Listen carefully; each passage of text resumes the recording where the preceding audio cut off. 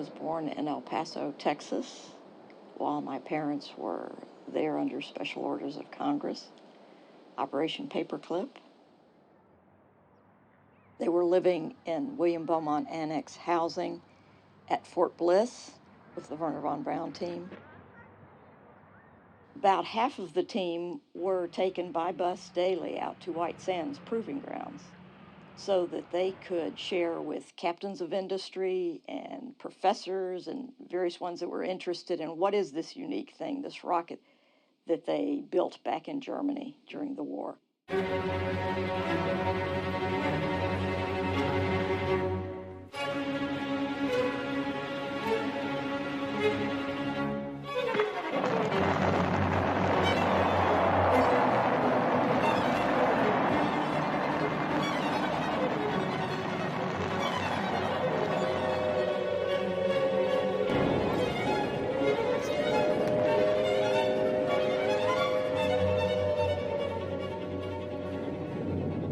There was no answer to the V2. It was so fast and very destructive.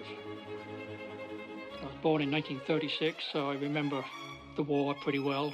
Grew up through the Blitz in Portsmouth. Had my first experience with injury when a V1 came down on my street. It killed all the neighbors and my uncle. It was kind of strange. I'm on the receiving end of the vengeance weapons of Germany. And 20 years later, I'm sitting with Werner von Braun in the blockhouse. Von Braun was primarily the V2. If the Germans had had it a year or more earlier, it could have made an effect on the results of the war.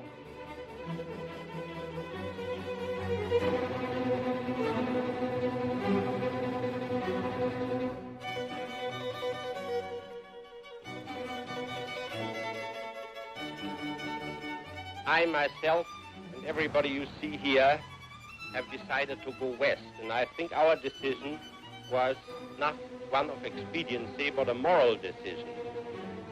We knew that we had created a new means of warfare, and the question as to what victorious nation we were willing to entrust this brainchild of ours was a moral decision more than anything else.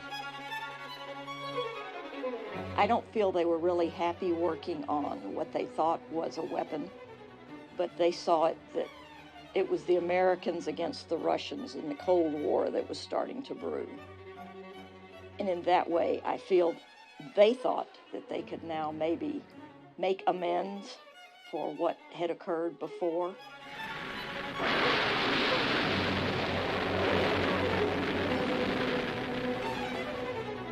The V2 was streets ahead of its time. That rocket was the foundation for the Redstone rocket. The Redstone stepped into the Jupiter. We then took a Jupiter tank and 8 Redstone rockets and built a Saturn I. Then we took that whole concept and built the Saturn V. And von Braun had his hand in that from day one.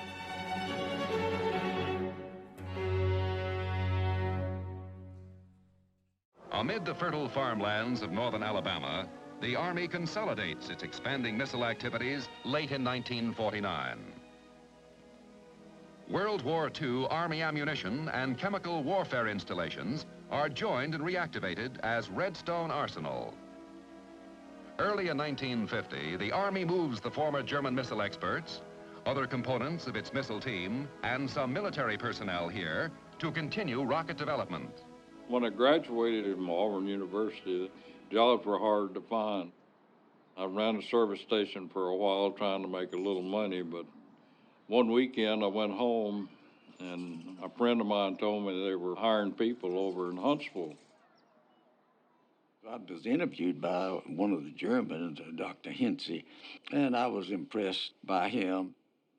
I was not impressed by the facility, though, nor the equipment they had. They were very austere, quonset huts and concrete block buildings that had been part of the munitions. I deliberated over it and finally I decided, well, I believe it's worth a chance. And that, of course, about the best decision I ever made was to come. And so I came in March of '52.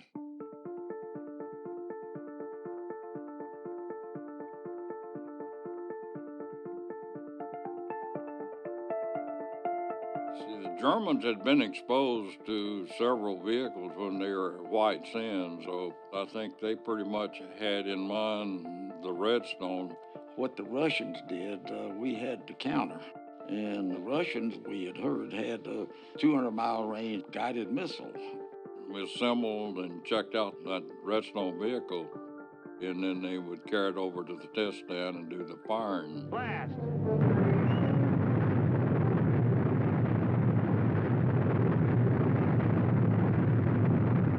I never saw it in any light except for space. The Army may have, but I certainly didn't. It became evident quite early that even though our mission was to develop a launch vehicle, Dr. Von Braun's vision was space travel. Well, I remember going home on weekends and talking to guys. They always asked me the same question. They thought it was sort of a Buck Rogers type thing.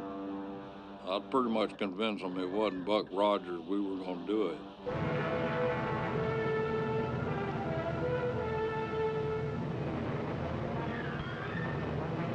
Moscow newspapers were first. Then headlines around the world echoed the news. Russia had blasted a man-made moon into outer space. On every continent and in every land, the story of Sputnik 1 dominated the front pages. In its orbit, 560 miles above the Earth, the satellite reached a speed of 18,000 miles an hour, circling the globe once every 96 minutes. I was still in graduate school down at LSU when the Russians put up Sputnik. It was just a shock to the entire country. I've never seen it that way before. The Americans realized that here was technology that they could not stop. It was almost panic in the street.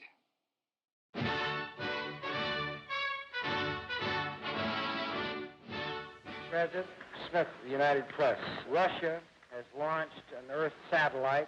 I asked you, sir, what are we going to do about it? The Soviets have proved again, and indeed, this launching of the satellite proves that they can hurl an object, but there are a lot of other things in the scientific inquiry that are not yet answered and which we are pushing ahead to answer. Eisenhower thought it was a joke, but a month later the Russians put the dog up, and it was a several-ton spacecraft, and it shocked everybody. And that's when the Army got to go ahead. Good morning, gentlemen. Be seated, please. I have a very important announcement for you. We've been assigned the mission of launching a scientific Earth satellite. I promised the Secretary of the Army that we would be ready in 90 days or less. Let's go, Werner. MEDARIS knew that we had the capability with our little Redstone, and so he authorized us to build an extra rocket that would be used specifically to put up a satellite, and we did. We designed it and built it, and it was all done in a secret. The Secretary of Defense asked him, if you really think you can put up a satellite, how quick can you do it? MEDARIS said, well, we better take 3 months. He didn't admit he had it already in the warehouse.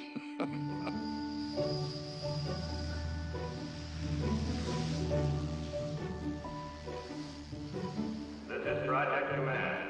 At my command mark, the time will be X minus 75 minutes. Mark, X minus 75 minutes. We had a lot of confidence, you know. We had thoroughly tested every part of that vehicle. Of course, I won't deny that I wasn't a little bit on the nervous side. After all, it was a little different than just putting a vehicle in the air. I was chief of electrical on the ground. I just knew that that stuff was ready. I'm sure that's the same feeling all of them had. 5, 4, 3, 2, 1. Fire command. Fire command. Ignition. Stay. Lift off. Lift off.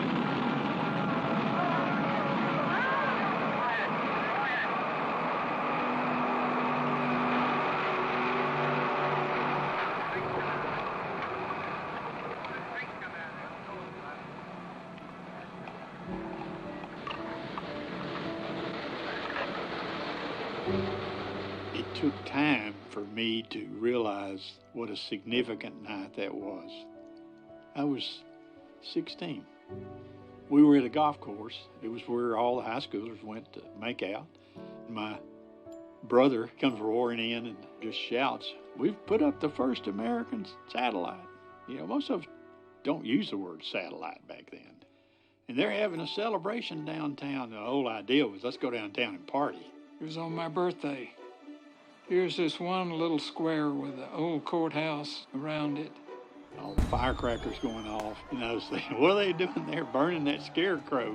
And I said, that's Charles E. Wilson, our Secretary of Defense, who let the Russians beat us. You know, the old country guys, they were just as excited as high school kids. It was a big boost for morale, particularly those of us involved. We're into space business now, not only military rocket business. So it became more and more open that, hey, we were headed for doing some other things in space too.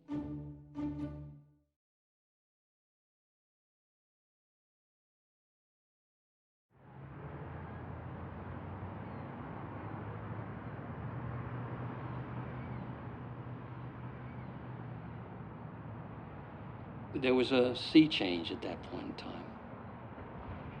People knew that space was going to be where it happened. And so there was a lot of pressure to do what needed to be done. In the beginning, it was just too hectic to think about myself. I had one child right after another.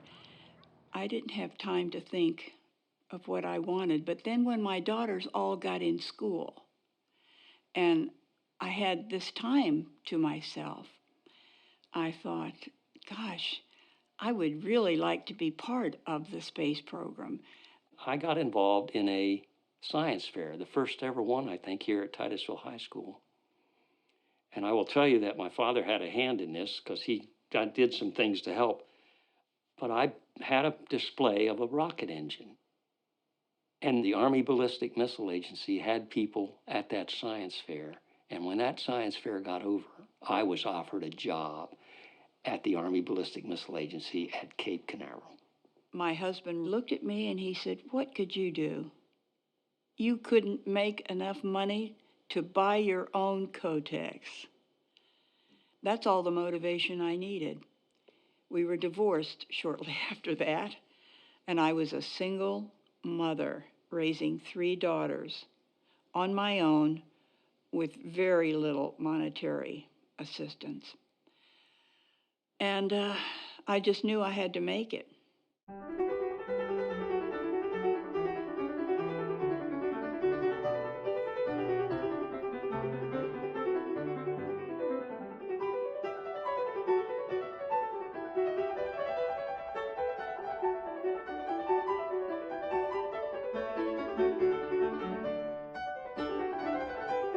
It was a launch every 3rd or 4th day, or a test every day.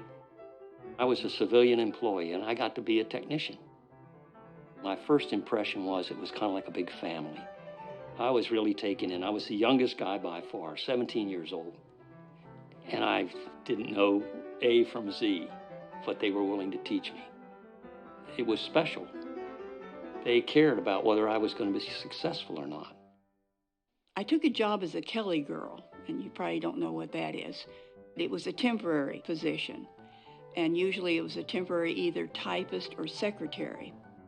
I got several jobs with different contractors. They would last anywhere from 3 months to 6 months. And finally I got a job with IBM. I liked the way they treated people. I liked the company, the atmosphere, and they offered me a full-time job. And that turned out to be a wonderful blessing.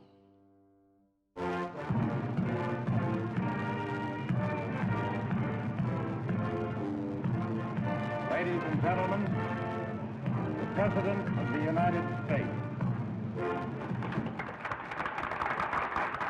The momentum thus gained accelerates today under the civilian management of the new National Aeronautics and Space Administration.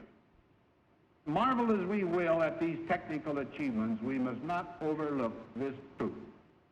All that we have already accomplished, and all in the future that we shall achieve, is the outgrowth not of a soulless, barren technology, nor of a grasping state imperialism.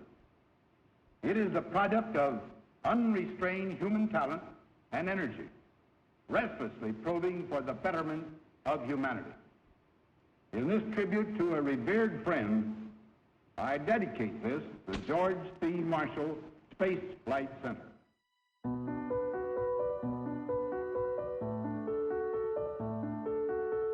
I'm in my second year now. I still don't know a lot. And we all get transferred from the Army Ballistic Missile Agency into this new agency called NASA. And NASA had two major differences from the ABMA. Number one, it was aimed at peaceful uses of space right from the beginning. And number two, exploration, discovery, and education. I remember my parents having those discussions. Do you go? Do you stay with Army where it's a sure thing? The ultimate decision was that NASA means going into space rather than the Army building missiles and armaments for war. We didn't even initially have any new specific focus. We were working on the capability to put men in orbit. The big event was President Kennedy's decision that we needed to do something to prove we were technologically superior to the Russians. That's really what the genesis of the whole lunar program is about. Well, I was very impressed with him. I remember when he laid out the goal, let's go to the moon in 10 years and return safely back to Earth. I mean, that was the kind of goal and the kind of thing that you could get yourself attached to. It was a big deal in the South, and I guess gave people hope, which was the biggest thing. You know, once there's hope, you can make a lot of stuff happen. It was just an incredibly exciting challenge that the country was put on notice to do this and to do it within a particular time and to commit. In May of '61, I think it was, all we'd flown was Shepard on a suborbital flight. And here we are, you know, making plans to go to the moon within 9 years, basically. And, you know, at that stage of the industry, I thought, I don't know how we're ever going to do that. Von Braun was essentially dancing in the street, you know. He's finally arrived. He's got a real mission now to get man in space in a serious way. But it was interesting. The guys down in the ranks were saying, what? How are we going to do this? I don't think I was savvy enough to understand what the real implications were at that point in time. I was savvy enough to know that that meant there was a real thread of power and ambition and challenge that would become a part of my life. Even though I realize that this is, in some measure, an act of faith and vision, for we do not now know what benefits await us. But if I were to say, my fellow citizens, that we shall send to the moon, 240,000 miles away, a giant rocket more than 300 feet tall, made of new metal alloys, some of which have not yet been invented, and do all this and do it right and do it first before this decade is out, then we must be bold.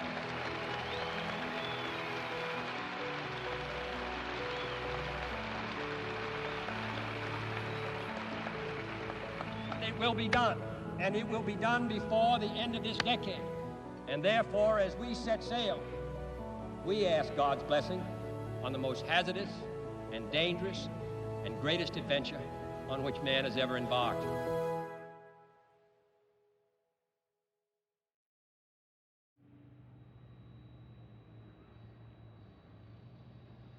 I went to work with the Army Corps of Engineers. It was either one of the generals or a colonel that came out and said, JFK wants to put a man on the moon. They're going to build a space center in Florida. Any volunteers?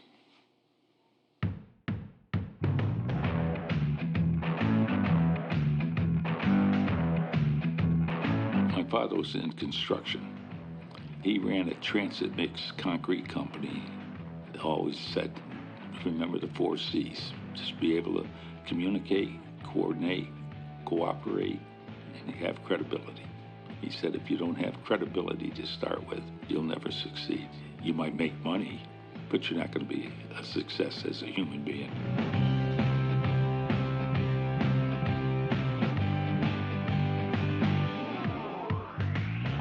We started building launch pads, having to make channels and 200 and 300 feet high piles of sand to surcharge over the swamp area.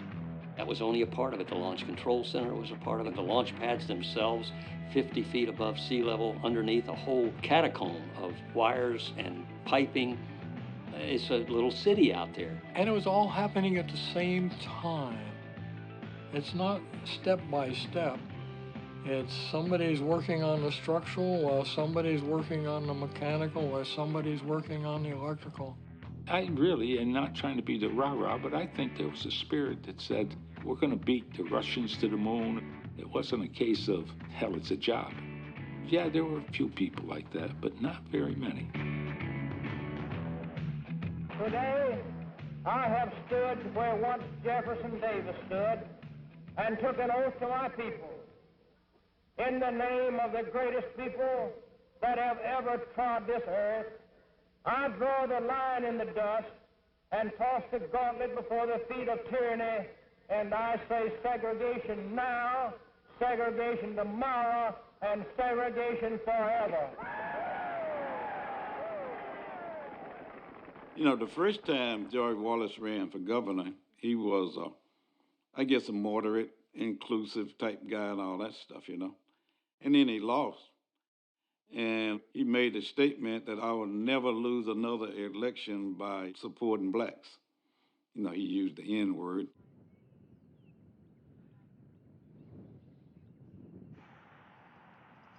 We lived on Pulaski Pike.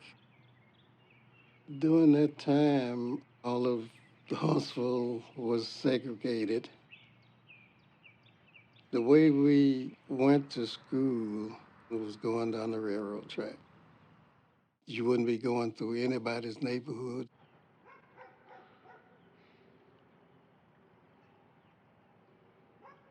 If you didn't have at least 8 students taking a class, the state of Alabama wouldn't pay for it. So once you got past basic math, we didn't have enough students for the state to pay for a teacher. But we had this one teacher, Frank Harley, and I give him a lot of credit for being here today.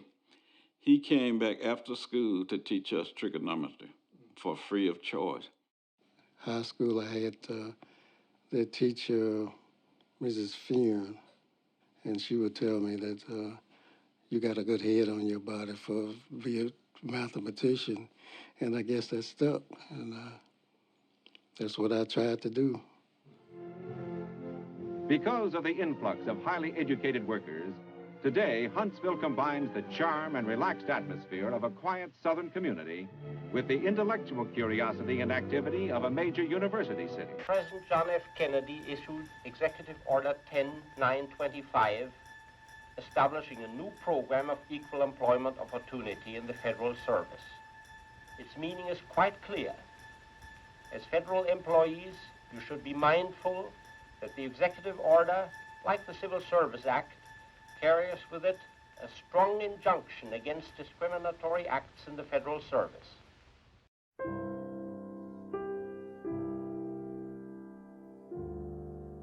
I think it was a great thing.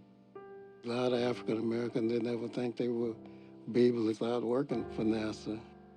Clyde Foster, Richard Hall, and Norman Fletcher, those are some of the first ones that were able to get out there. And I think it opened the door for other African Americans in our communities. My first job was a computer operator, so I go to this room. You know, we had lights flashing and tapes going, and I was scared to death. A guy from Auburn started the same day that I did, and his major was math, and I soon found out that I knew as much as he did. They did set up this co-op program which allowed students from universities and colleges to apply for summer work. I didn't really see it as breaking color barriers. I just saw it as achieving as much as I could. When I became Deputy Center Director at Kennedy, and it wasn't like I wanted to be Deputy Center Director because I was black. I wanted to be Deputy Center Director because that was the next job up, you know.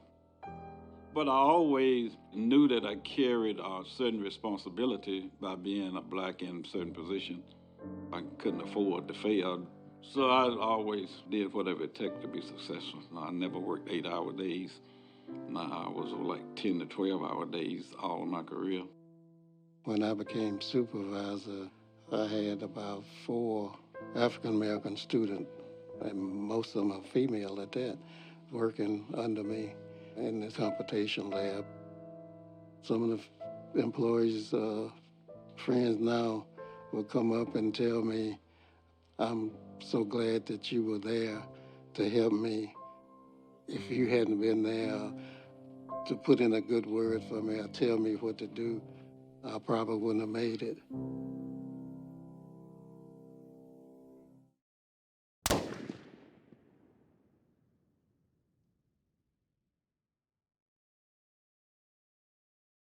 I was in the laboratory. Somebody came running in and said, Kennedy has been shot. I just visualized it as a minor wound.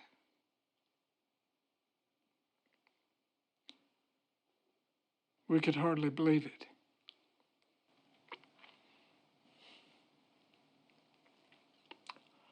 Hard to talk about. But, you know, it just wasn't right. And we were all affected by it. It made me feel a degree of insignificance. If people who are in the limelight, who are doing great things, can be so easily disposed of, then who am I? It just kind of put that in perspective. There's a price for notoriety. When you get to be known, there's a vulnerability. Assassination is one of them. That's the ultimate vulnerability. Especially if you're doing something that's against the grain of a certain set of people. I don't know, maybe I was so shocked over the event, I didn't even think a whole lot about its effect on the space program. We certainly lost the one man that was our biggest fan, because we were all working toward fulfilling his dream. His dream had become our dream. The greatest leader of our time has been struck down by the foulest deed of our time. No words are sad enough to express our sense of loss. No words are strong enough to express our determination to continue the forward thrust of America that he began.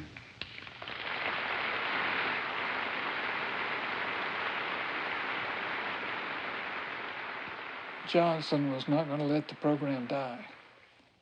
And I think we have to give him credit for pushing to keep going.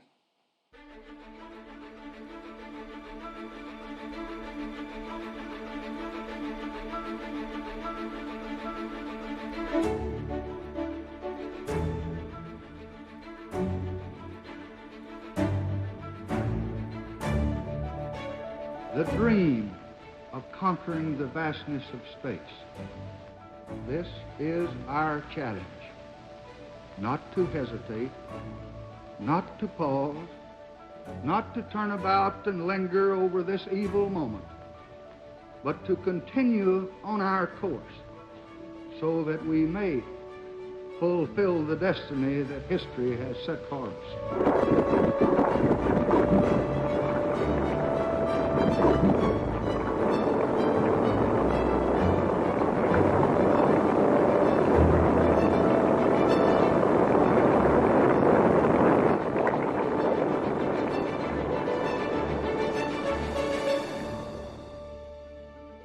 John Kennedy's death commands what his life conveyed, that America must move forward. To honor his memory and the future of the works that he started, I have today determined that the NASA Launch Operations Center in Florida shall hereafter be known as the John F. Kennedy Space Center. I have also acted today with the understanding and the support of my friend, the Governor of Florida, to change the name of Cape Canaveral. It shall be known hereafter as Cape Kennedy.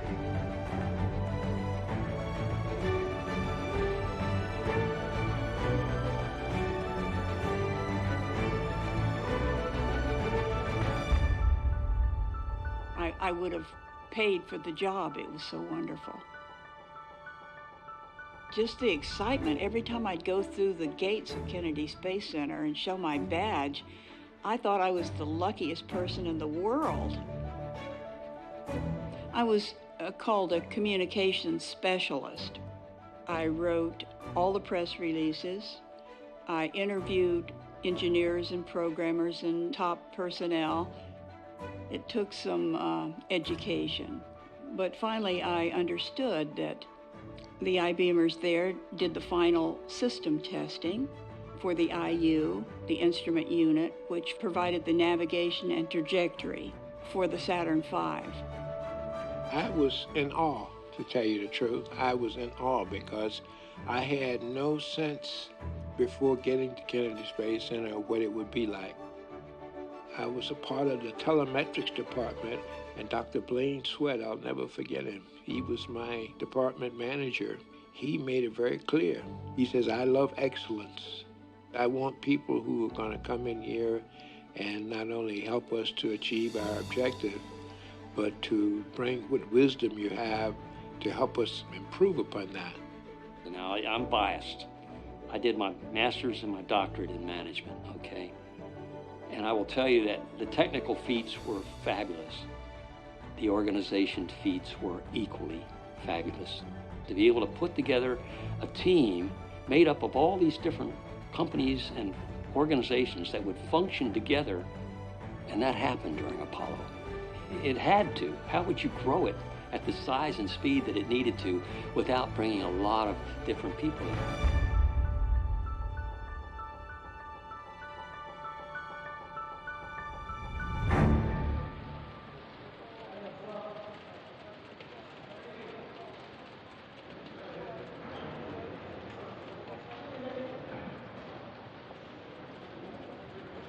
North American Aviation won 2 contracts on Apollo.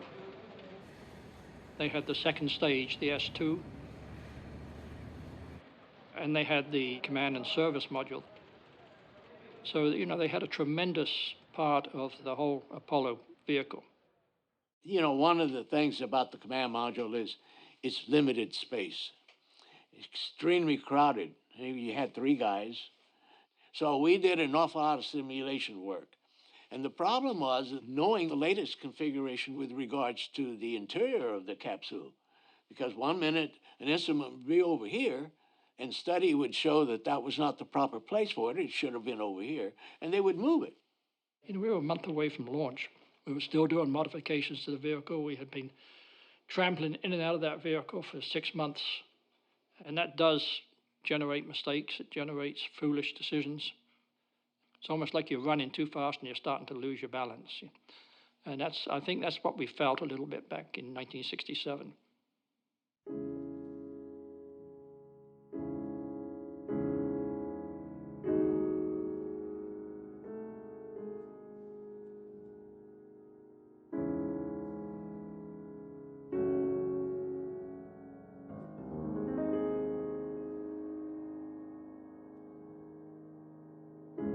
That night, I was on station, and I just finished running a simulated static fire with Gus Grissom and Skip Chauvin as the test conductor, and the communications were really bad.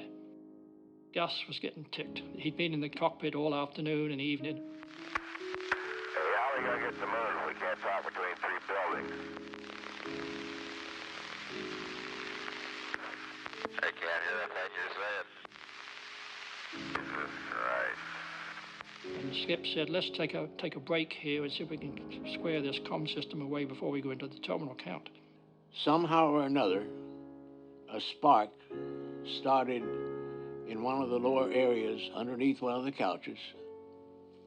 And unfortunately, we had saturated the atmosphere inside that capsule with 100% oxygen. That was based on the heritage of both Mercury and Gemini, even though Mercury and Gemini were a very small volume compared to the Apollo capsule. And when you're in 100% oxygen and something ignites, it's almost like an explosion. We had discussed the procedure for getting out of the capsule in an emergency, and the NASA wanted a redundant system. They wanted a hatch on the outside that opened to the outside, and they wanted a hatch on the inside that opened to the inside. When the fire started, however, the pressure was so great that it just made it seal that much tighter. Ed White was a strong man. There was no way in the world that he could possibly get that hatch off. The pressure vessel actually ruptured, and the fire blew out of all the ports on the outside of the command module. Burned technicians outside, set papers on fire. It didn't last very long, but they knew that they were in trouble. After the pad fire that killed the 3 astronauts, NASA says if we have another disaster of like nature that kills crew, Congress will cut off our funding. That'll be the end of the program. And that was true. Everybody had that attitude. They knew that it was that close to the end of the program. It didn't take long before our orders came through. This isn't going to happen again. We're going to take another look at everything. And everything, I mean everything. We spent almost an entire year looking back over all of the things we had drawn and built, all of the management decisions that were made. At the spacecraft side of the house, we did a real good assessment. What did we need to change to make a safer vehicle? And we did. It took quite a while to accomplish it, but we went to a single hatch. A device which we call an over-center lock makes it possible to actually have the internal pressure seal the hatch just that much tighter. And we had to start looking at all of our components that we used in the breathing systems. Some things that we had no idea would be flammable or explosive when they're in a pure O2 environment would burn. We got a wealth of knowledge from that accident that we have used to redesign every oxygen system in the world since then. In retrospect, you look back now and you realize that maybe if we hadn't had that fire that night and lost those 3 guys, we wouldn't have got to the moon. What I'm afraid of is that somewhere downstream, we may have had another fire or another situation that we lost the crew in orbit or on the way to the moon. And I think the program would have stopped right there.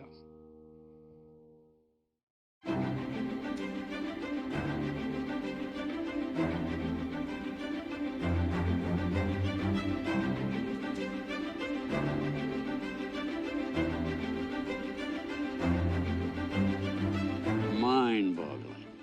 I have always seen it piecemeal.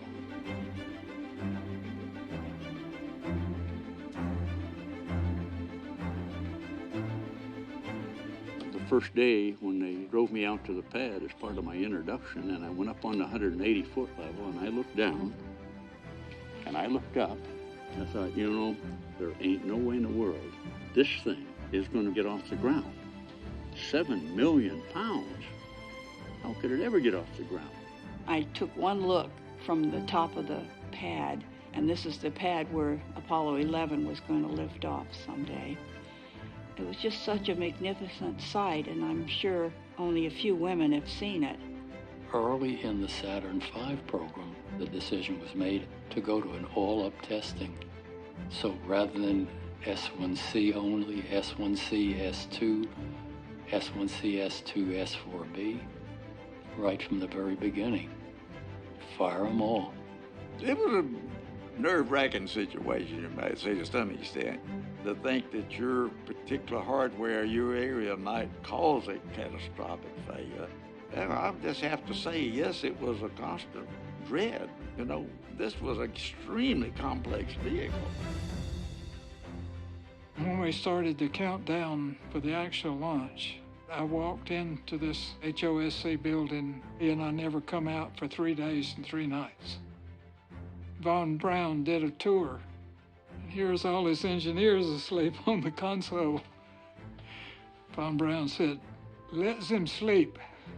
I want them to be ready when the time comes." I was at a control console with my boss, and we got down to about T-minus 30 seconds, and I thought, "Excuse me, I'll be right back."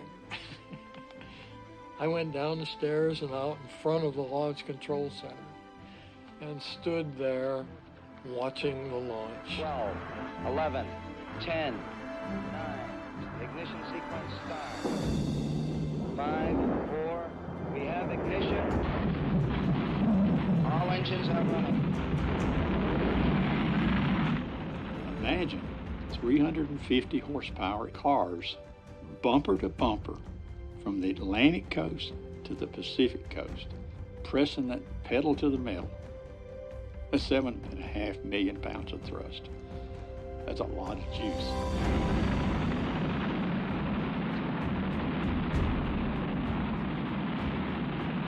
And when it did finally go, it was so frustratingly slow. It's not like a shuttle that leaps off. It's doing 100 miles an hour by the time it gets past the tower. You begin to wonder if it's even moving. It's just barely climbing. You watch it through staging. You think of all the hours that went into that, all the work, all the contemplation, the arguments, the changes, and it worked. I looked at the records, looked just like I'd done them on my simulator. Nothing was wrong. The first time it had ever flown. A lot of people don't realize that that was the same year as the fire. That we went from the absolute lowest point in terms of program morale and spirit to launching that giant rocket. You know, we put an unmanned spacecraft on it. Literally the phoenix rising out of the fire. Once that was completed, I think an awful lot of people said, "We can do this." And I think it set the stage for all the ones that followed.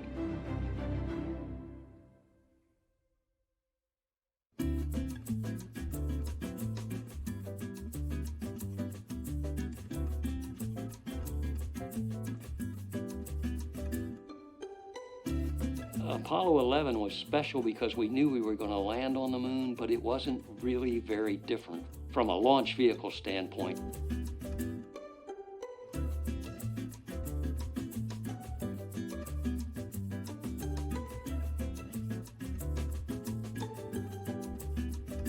I was on a backup crew, which meant I was done just as things were beginning to get exciting.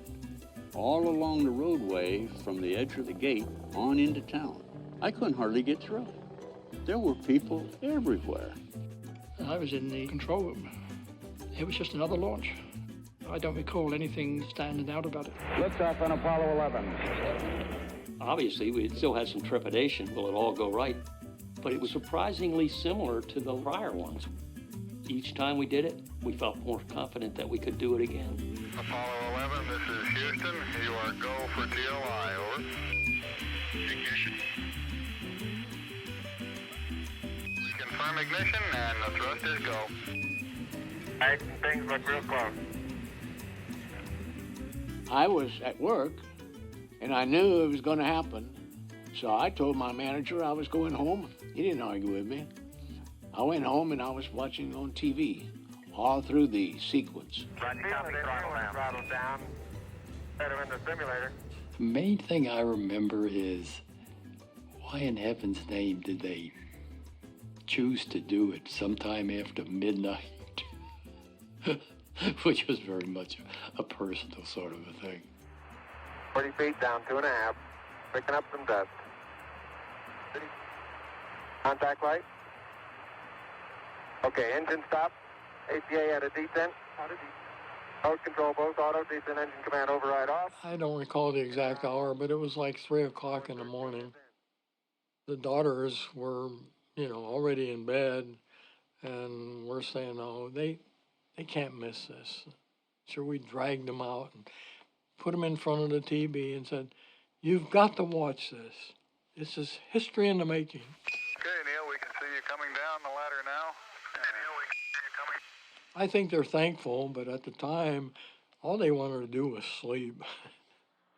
At the foot of the ladder, the lamb footbeds are only depressed in the surface about 1 or 2 inches. I'm going to step off the lamb now. That's one small step for man,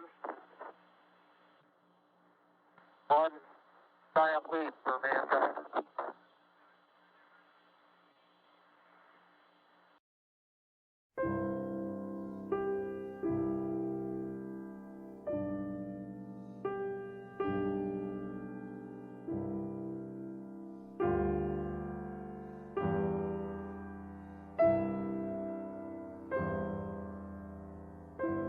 I was actually at the Space Center. We were on the top floor of the Central Instrumentation Facility, and I tell you what, it was like an eruption of joy.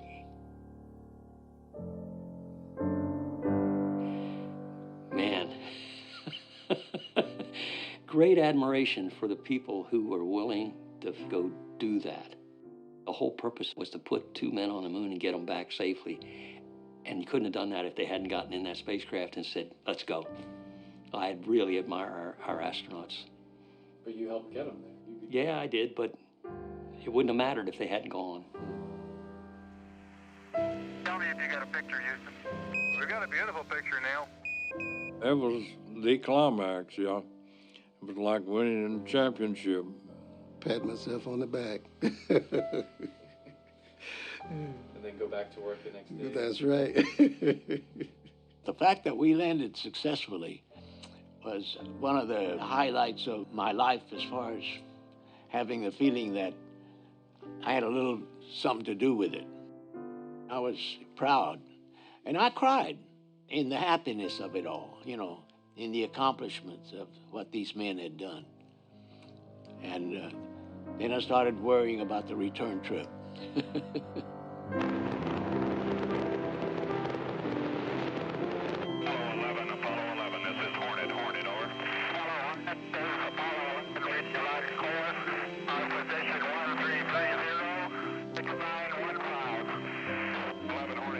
I didn't really take a deep breath until that. I think everybody felt that. Get them back on ground and let them have their parade.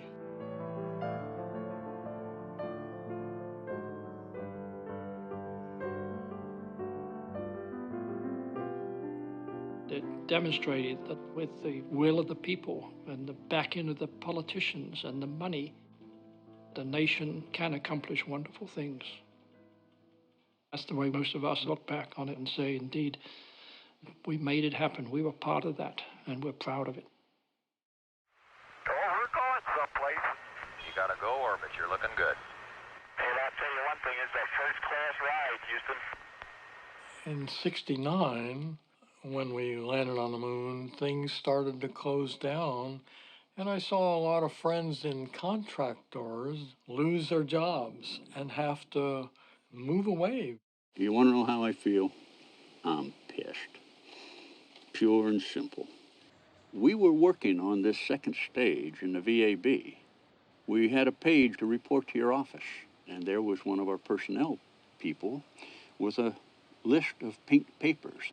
And it said, pack up your personal effects and be ready to surrender your badge in 30 days. You're out of here. Houston, we've had a problem here. Can say again, please. Houston, we've had a problem. Like all things, there's a beginning and there's an end.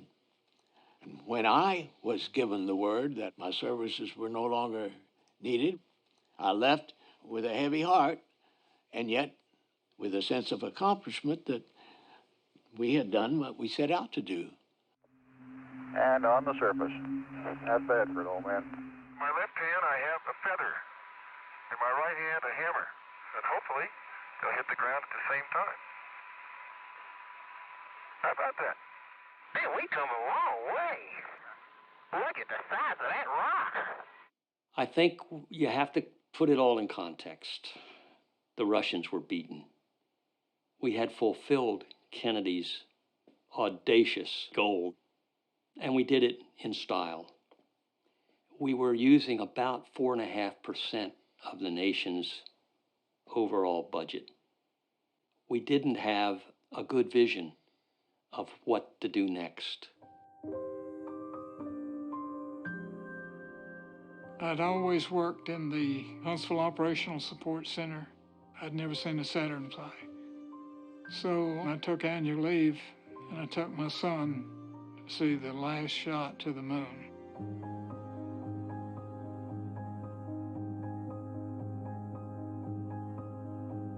Miles away, sitting out on all this wasteland, here was this tall, slim Saturn.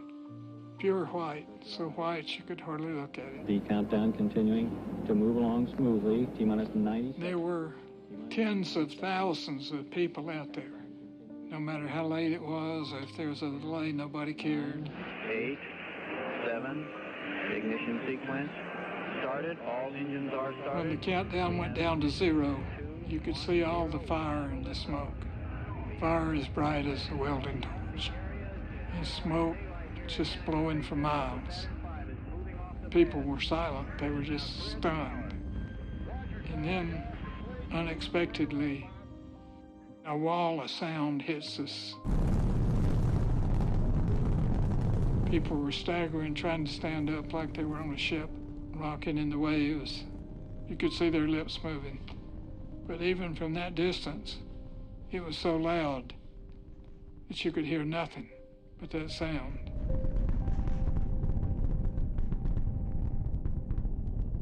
And then it starts tilting downrange. Hey, babe, let's check the angle. 30 seconds, we're going up and away.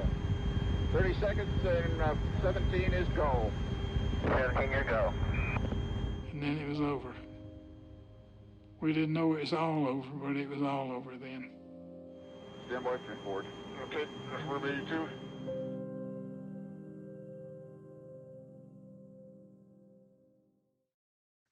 When it ended, this brilliant team, this one-of-a-lifetime team, was split up. And we had brilliant engineers who started selling typewriters. When you lose the team, you start from 0. We lost the team. People with the correct educational backgrounds, people with the right characteristics in terms of their dedication.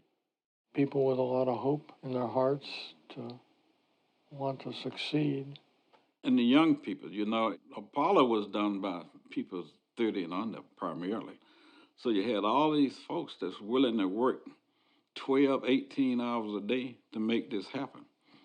And I just don't see another project out there like that. You know, I wasn't an integral part of it. I had my job, which was to write about these brilliant people. And I felt like I was the witness. I was the voice. I think it's the greatest technological team that's ever been formed. I have no hesitation in saying the Apollo program was good for the nation. It created new management philosophies, new management approaches, a lot of technical breakthroughs. And camaraderie. The nation came together. There were 500,000 people involved. That's what we need. We need national goals, not unlike the Apollo program. Apply it to health, apply it to education. Bring everybody in on the act. They can have a sense of pride, a sense of belonging, a sense of ownership, and a sense of responsibility. I think the potential's there. I don't know how to make the case for enough people because we have currently, I guess, a real focus on individuals. That attitude's not going to cut it if we're trying to reach beyond ourselves. And so you go back to Apollo and say, what made it special? Why did it happen? What can we do today that puts us back on a track like we had? Then maybe one of us will come up with an answer. It may not be the answer, but it's one of them. Let's go down that road and see what we find.